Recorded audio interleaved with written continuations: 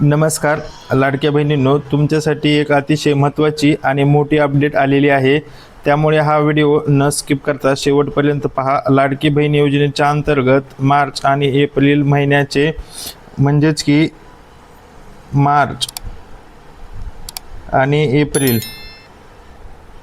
एकत्रित 3000 रुपये जमा करण्यात येत आहेत आणि हे 3000 रुपये सर्व लाडक्या बहिणींना आता 25 ते 30 मे दरम्यान खात्यावर जमा करण्यात येणार आहेत। यामध्ये उरलेल्या सर्व लाडक्या बहिणींना एकत्रित 3000 रुपये जमा करण्यात येणार आहेत आणि हे पैसे खूप मोठ्या प्रमाणावर लाडक्या बहिणींच्या खात्यावर जमा देखील करण्यात आलेले आहेत आणि आता एकाच वेळी सर्व महिलांना याचा लाभ मिळणार आहे। पण मात्र मित्रांनो, अजूनही लाखो महिलांच्या बँक खात्यावर पैसे जमा करण्यात आलेले नाहीत।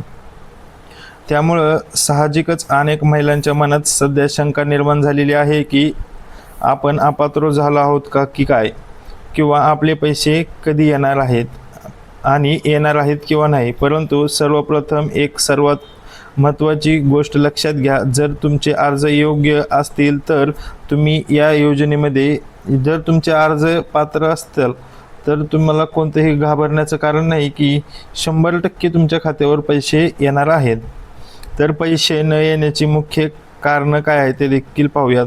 काही तांत्रिक कारणामुळे किंवा कागदपत्रावरील अनेक त्रुटीमुळे महिलांचे हप्ते तात्पुरते थांबवण्यात आलेले होते। आता नेमके पैसे आले नाहीत तर त्यांच्यासाठी 4 महत्त्वाची कारणे आहेत, ते देखील समजून घेऊयात। पहिले कारण म्हणजे ई-KYC अपूर्ण असणे। यामध्ये अनेक महिलांची ई-KYC ही अपूर्ण असल्याचे पाहायला मिळालेले आहे। तसेच काही महिलांनी आपली KYC केलेली नाही।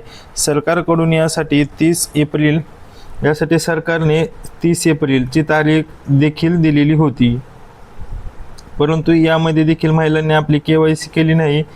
त्यांना या योजनेमधून तब्बल 66 लाख महिलांना या योजनेतून आता बाद केले असल्याची माहिती देखील राज्य सरकारने दिलेली आहे।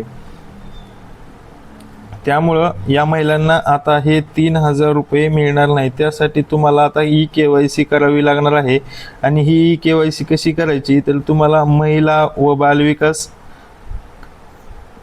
बालविकास खात्याकडे करावी लागणार आहे। त्याशिवाय तुम्हाला कोणताही दुसरा पर्याय नाही। दुसरं कारण म्हणजे की आधार बँक लिंक नसणे, या कारणामुळे देखील महिलांचे पैसे थांबवण्यात आलेले आहेत। अनेक वेळा आधार कार्ड बँक खात्याशी लिंक नसल्यामुळे DBT डायरेक्ट बेनिफिट ट्रान्सफर द्वारे पैसे जमा होत नाहीत। आणि तिसरे कारण म्हणजे की ही DBT सेवाच बंद असणे। DBT जर बंद असेल तर बंद असल्यास हे पैसे जमा होत नाहीत। त्यामुळं हे चालू करण्यासाठी तुम्ही एकदा बँकेमध्ये जाऊन देखील विचारू शकता। चौथं आणि महत्त्वाचं कारण पाहूयात, तांत्रिक अडचणी यामध्ये काय आहेत तर बँकेचं सर्व्हर डाऊन असणे किंवा नावात जर बदल असेल तर तुम्हाला पैसे आलेले नसतील आणि हे 3000 रुपये देखील जमा करण्यात येणार नाहीत, किंवा खातं बंद असणं किंवा मार्च एंडिंगच्या काही तांत्रिक अडचणी असतील त्यामुळे देखील पैसे जमा करण्यात आलेले नव्हते। परंतु आता एक सर्वांसाठी दिलासादायक बातमी आलेली आहे, ती देखील आपण पाहूया। तर यामध्ये जर तुमचे कागदपत्र योग्य असतील तर तुम्हाला 30 मे पर्यंत हे 3000 रुपये म्हणजेच की सर्व पात्र लाडक्या बहिणींना एकत्र 3000 रुपये जमा करण्यात येत आहेत। तर आता सरकारनं काही महत्त्वाची पावले उचललेली आहेत। त्यामुळे हे तुमच्या लक्षात असू द्या की जर तुमची सर्व कागदपत्रे योग्य असतील तर तुम्हाला 30 मे पर्यंत सर्व थकीत हप्ते जमा करण्यात येणार असल्याची माहिती देखील देण्यात आलेली आहे। त्यासोबतच आता पाहूया की आता सरकारनं दरवर्षी ई-KYC देखील अनिवार्य केलेली आहे। त्यामुळं आता पुन्हा जून जुलैला पुन्हा एकदा KYC करावी लागणार आहे।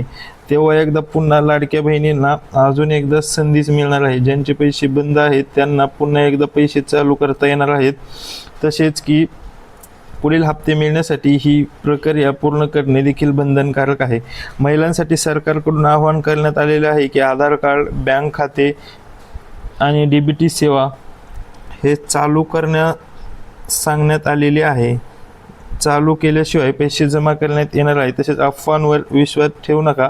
तसेच लाडकी बहीण योजनेची अधिकृत वेबसाईट देखील आपण खाली दिली आहे, ती तुम्ही पाहू शकता. आणि अशाच प्रकारच्या महत्त्वपूर्ण माहितीसाठी आपल्या व्हिडिओला लाईक करा, शेअर करा आणि आपल्या चॅनलला नक्की सबस्क्राईब करा आणि शेजारील बेल आयकॉन नक्की प्रेस करा. धन्यवाद.